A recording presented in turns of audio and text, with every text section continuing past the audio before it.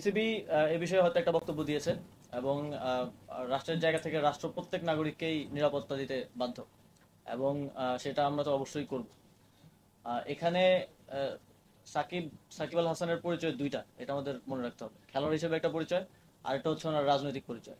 উনি আওয়ামী লীগের প্যানেল থেকে একজন এমপি ইলেকশন করেছিলেন। তো মানুষের মধ্যে তো এই দুইটা নিয়েই মিশ্র প্রতিক্রিয়া আছে। এখন খেলোয়াড় হিসেবে আমাদের একজন খেলোয়াড়কে যতটুকু নিরাপত্তা আমাদের আহ, দেওয়ার দায়িত্ব, সেটা অবশ্যই আমরা দিব। তিনি দেশে আসলে আমরা সেটা দিব এবং আহ, তার নামে যে মামলাটা হয়েছে, হত্যা মামলা, সেটার বিষয়ে আমরা ইতিমধ্যেই বলেছি, ইতিমধ্যেই আইন মন্ত্রণালয় বলেছে যে সংশ্লিষ্টতা না থাকলে প্রাথমিকভাবেই নামটা বাদ দেওয়া হবে।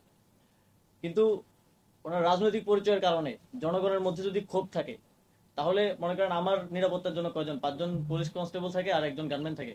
আমার উপরে যদি দেশের 16 কোটি জনগণের, লেটসে 10 কোটি জনগণের যদি ক্ষোভ থাকে, তাহলে এই 5-6 জন আমাকে কি নিরাপত্তা দিবে? আমারও তো সেক্ষেত্রে নিরাপত্তার সুযোগ নেই। তো সেক্ষেত্রে জনগণের যদি কোথাও ক্ষোভ থাকে, সেটাকে তো আমাকে রিডিউস করতে হবে আমার কথা দিয়ে। তো আমার মনে হয় যে ওনাকে ওনার জায়গাটা পরিষ্কার করা প্রয়োজন। রাজনৈতিক জায়গা থেকে ওনার যে রাজনৈতিক অবস্থান, সেটা নিয়েও কথা বলা প্রয়োজন। অলরেডি মাশরাফি বিন মুর্তজা বোধহয় কথা বলেছেন সে বিষয়টি নিয়ে। তো জনগণের পক্ষ থেকে যদি নিরাপত্তা ঝুঁকি থাকে, সেটা কেউই কাউকে আসলে দিতে পারবে না। শেখ হাসিনাকেও তো নিরাপত্তা দেওয়া যায়নি, তাকে দেশ ছেড়ে পালাতে হয়েছে।